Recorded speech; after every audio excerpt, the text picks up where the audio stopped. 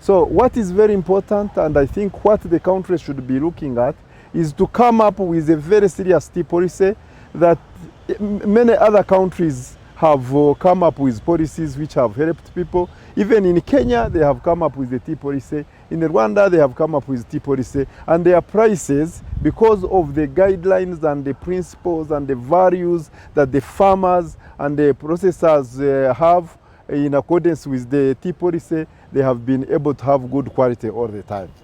What is happening is that our tea at the market, auction market in Mombasa, it is very low, the price is low, and all is regarded, or they base it at the quality of the tea that comes from here. Tea quality is determined by looking at the total value chain of the tea. From the time that you select a seedling, to the soil testing where you have planted it, to the fertilizer that you need to put in, to the weeding and looking after the garden, to the plucking, how you pluck the tea, how you transport tea to the factories, how the factories are maintained to ensure that they process very well, and what tea comes out, the packaging, and the taking it to the market. A farmer, even of Kanungu, of Chisoro, of Mubende, of Bushenyi, cannot even determine the quality of tea. Because the government, it is the work of government to put in place a regulatory body which could have regulated all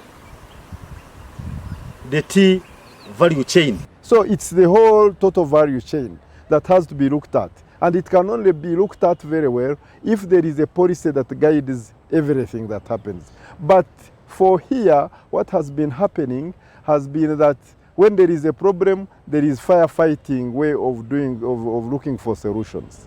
The major problem now, what is the problem? The problem is that the people do not have fertilizer. Tea, you are supposed to apply fertilizer every year, but people do not have fertilizer because of the cost.